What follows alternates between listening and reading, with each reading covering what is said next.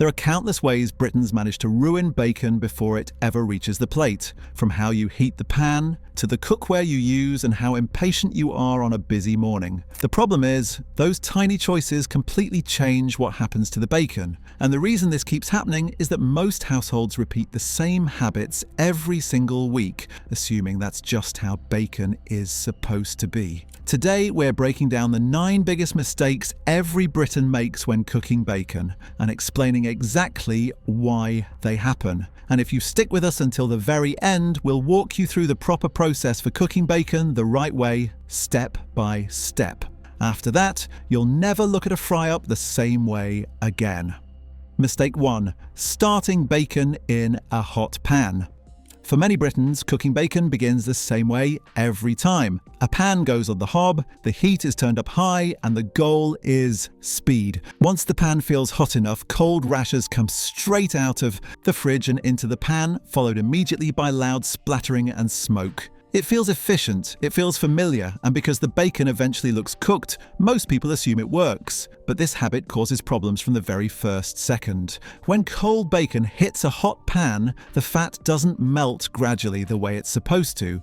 Instead, it tightens and contracts almost instantly. Rather than slowly rendering out and lubricating the pan, the fat locks up, preventing even cooking and stopping the bacon from basting itself as it cooks. The result is bacon that behaves oddly. It browns too fast on the outside while the inside stays stiff. The fat turns chewy instead of tender. The lean meat firms up before it's had a chance to relax. Even worse, once this process starts, there's no easy way to undo it. Most people respond by turning the heat up even more, thinking they just need to get it done. That only creates new problems. The edges burn. The fat begins to smoke. The kitchen fills with that sharp, acrid smell people mistake for normal bacon cooking. Meanwhile, the middle of the rasher still hasn't rendered properly. This is why bacon often feels unpredictable at home. One strip ends up brittle and overdone, while another stays pale and limp. The pan spits aggressively, grease burns, and the bacon never quite reaches that balance of crisp meat and tender fat people expect from a proper fry-up. The mistake isn't the bacon itself, it's the shock it's put through at the very beginning. Bacon needs a gentle start. It needs time for the fat to warm up slowly, melt evenly, and create its own cooking medium. When that doesn't happen, everything that follows becomes a battle against texture and timing. And while starting temperature causes serious damage on its own, it becomes an even bigger issue once you factor in what most people are actually cooking bacon in, because the cookware choice makes this mistake far more destructive than most realize. Mistake 2. Using the wrong pan. Even if you start bacon the right way, most Britons undo that effort by using the wrong pan. In many kitchens, bacon is cooked in whatever happens to be closest to hand. A thin aluminium frying pan, a lightweight non-stick skillet, or a pan that's been through years of wear. These pans heat up quickly, which feels convenient, but they don't hold heat evenly. Instead, they develop hot spots that scorch some parts of the bacon while leaving others undercooked. That's why bacon often comes out uneven. One edge is dark and brittle while another section looks pale and underdone. People assume the solution is to turn the heat down, flip constantly, or keep cooking until everything looks uniformly brown. In reality, the problem started long before that. Lightweight pans react too fast. The moment bacon fat begins to render, the temperature spikes. Areas directly over hotspots burn, while other areas never get the steady heat needed for proper rendering. This forces the cook into a constant cycle of adjustment, lifting strips, shifting them around, chasing an even result that never quite arrives. This is especially noticeable with British rashers, which often have a mix of lean meat and thick fat. Without consistent heat, the fat and meat cook at completely different speeds. The fat can burn before it softens, while the lean meat dries out trying to compensate. Heavier pans behave differently. They warm more slowly, but once hot, they stay stable. That stability is what bacon needs. It allows the fat to melt gradually instead of flashing into smoke, and it lets the meat brown evenly without sudden temperature swings. When the pan itself can't regulate heat, bacon becomes far harder to control. Splatter increases, smoke builds, the fat darkens too quickly, and once again, people blame the bacon rather than the tool doing the damage. This is one of the reasons bacon feels so inconsistent at home compared to cafes or professional kitchens. It's not just technique, it's equipment. And using the wrong pan turns even good bacon into something that feels temperamental and difficult. But even with the right pan, many people still make a mistake that sabotages everything by trying to rush the process, pushing the heat higher than bacon can actually handle. Mistake 3. Cooking bacon too fast. One of the most common habits in British kitchens is trying to rush bacon along. Mornings are busy, and bacon feels like something that should cook quickly, so the heat gets turned up in an attempt to shave off a few minutes. At first it seems to work. The pan starts sizzling aggressively. The bacon curls and colour appears almost instantly. But speed is exactly what causes bacon to fall apart. Bacon isn't meant to be forced. It's a balance of meat and fat. And the fat needs time to melt slowly before the meat can brown properly. When the heat is too high, the fat doesn't render. It burns. Instead of gently releasing and lubricating the pan, it turns dark and smoky, giving off that sharp smell many people associate with bacon cooking. At the same time, the lean meat tightens up. It loses moisture before it's had a chance to cook evenly, which is why rush bacon often ends up stiff, dry, or crumbly. The outside looks done, but the texture tells a different story when you bite into it. This is also when kitchens start filling with smoke. Windows get opened, fans get switched on, people wave tea towels at the air, assuming this is just part of cooking bacon. In reality, that smoke is a sign the fat has gone past the point it was ever meant to reach. Trying to cook bacon fast also creates inconsistency. Thin sections burn before thicker parts have softened. Edges char while the center struggles to catch up. To compensate, people flip constantly or move strips around the pan, which only makes things worse by interrupting the cooking process. Over time, this reinforces the idea that bacon is difficult and unpredictable, but it isn't. It's simply being pushed beyond what it can handle. When bacon is cooked at a steady, moderate pace, the fat renders cleanly, the meat stays tender, and the pan stays under control. When it's rushed, everything fights back. The bacon, the grease, and even the air in the room. And even when the heat is right, many people still sabotage themselves by trying to cook too much bacon at once, or, surprisingly, not enough. Mistake 4. Crowding the pan or cooking too little. Once the pan is hot and the bacon is in, many people make another mistake without realizing it. They misjudge how much bacon should actually be cooked at one time. Some people pile rashers into the pan, overlapping them and squeezing them together to get everything done at once. It feels efficient, especially when cooking for more than one person. The problem is, bacon doesn't fry properly when it's crowded. Instead of rendering and browning, the strips trap moisture and steam each other. The fat has nowhere to go, the pan temperature drops, and the bacon turns soft and limp rather than crisp.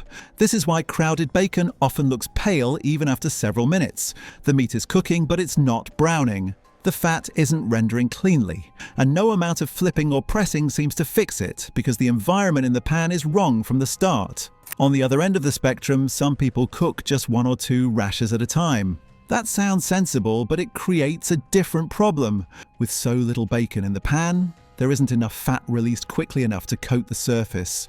Without that layer of rendered fat, the pan runs dry, the bacon sticks, and hot spots become more aggressive. The meat scorches before the fat has a chance to soften. In both cases, the result is disappointing bacon, either soggy and undercooked, or dry and burnt. And again, people blame the bacon itself instead of the conditions it's being cooked under. Bacon needs space, but it also needs company. Each strip should have room for fat to render and flow, without being smothered by others. At the same time, there should be enough bacon in the pan to create a stable layer of fat that helps regulate the cooking process.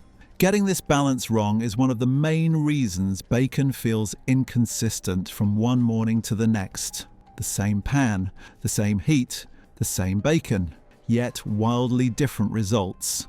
And even when people finally get the amount right, many still sabotage the texture by constantly interfering with it instead of letting it cook. Mistake 5. Constantly fiddling with the bacon. Once bacon is in the pan, a lot of people can't help themselves. They poke at it, lift it, flip it repeatedly, press it down, shuffle it around, then flip it back again. It feels like you're staying in control, making sure nothing burns. In reality, this constant interference quietly ruins the cooking process. Bacon needs uninterrupted contact with heat. That's how browning happens. Every time a rasher is lifted or flipped too early, it loses that contact. Instead of frying, parts of the bacon begin to steam.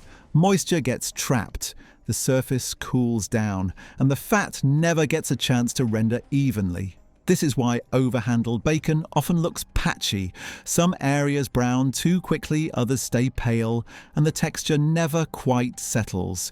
The meat tightens in places, dries out in others, and the fat renders unevenly. What you end up with is bacon that tastes oddly flat, even if it looks acceptable. There's also a psychological trap here. When bacon starts curling or sizzling loudly, people assume something is going wrong, so they intervene.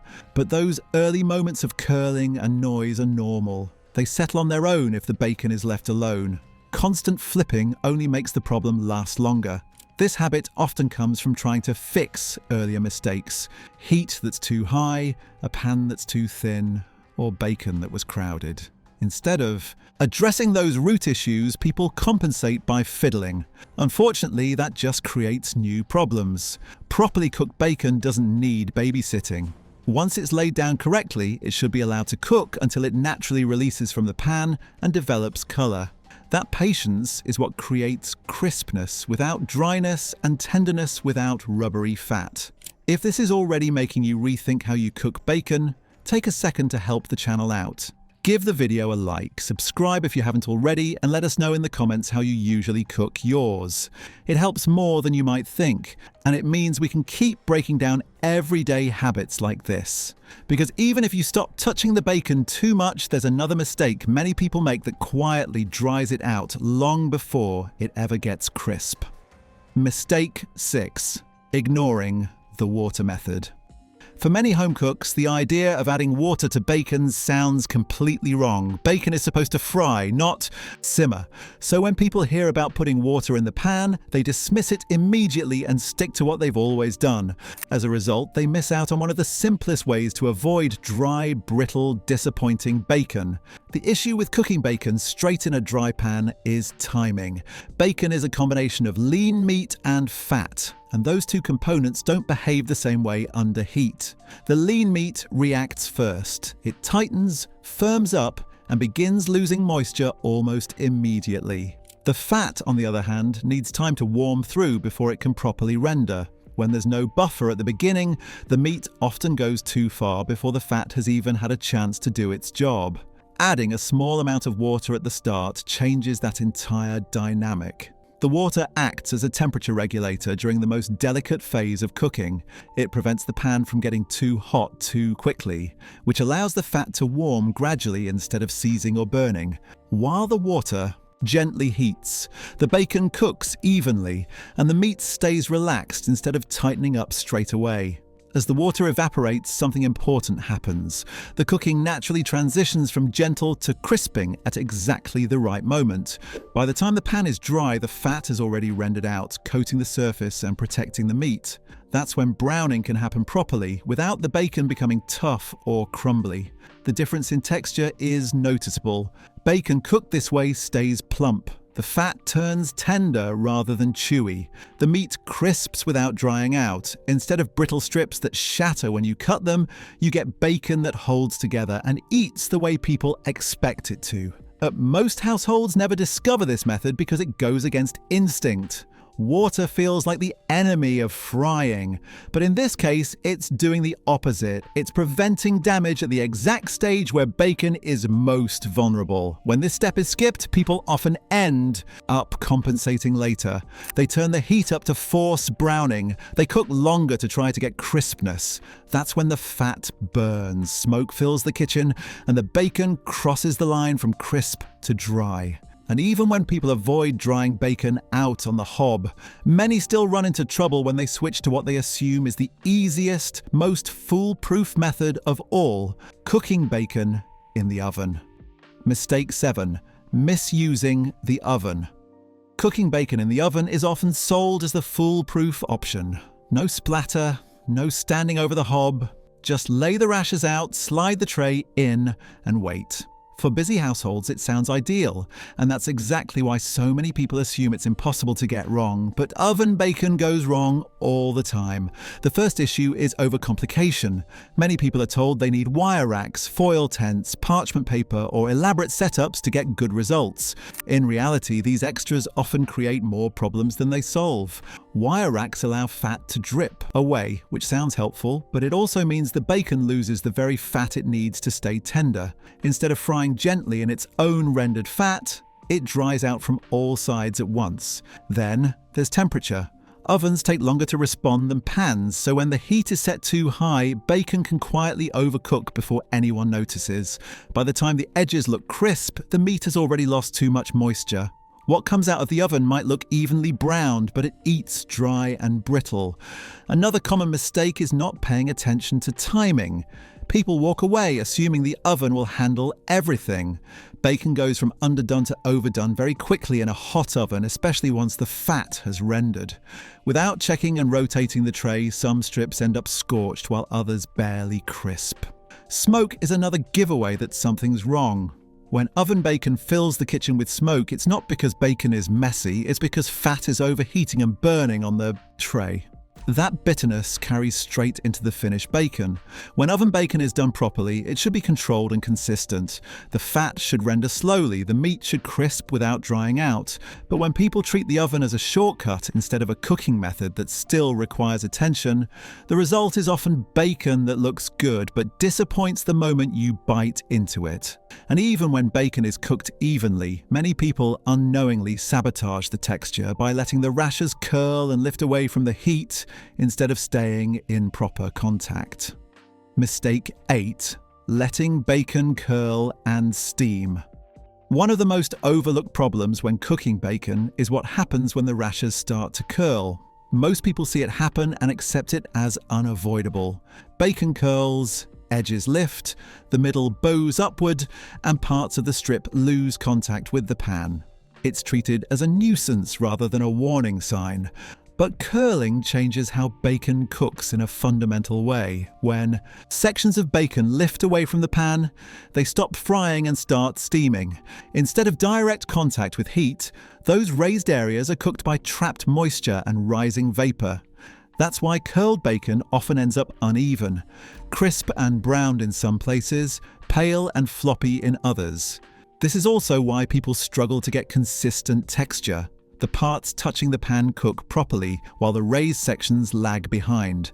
To compensate, cooks turn up the heat or keep flipping, which only worsens the problem. The areas already in contact overcook, while the lifted sections still never quite catch up.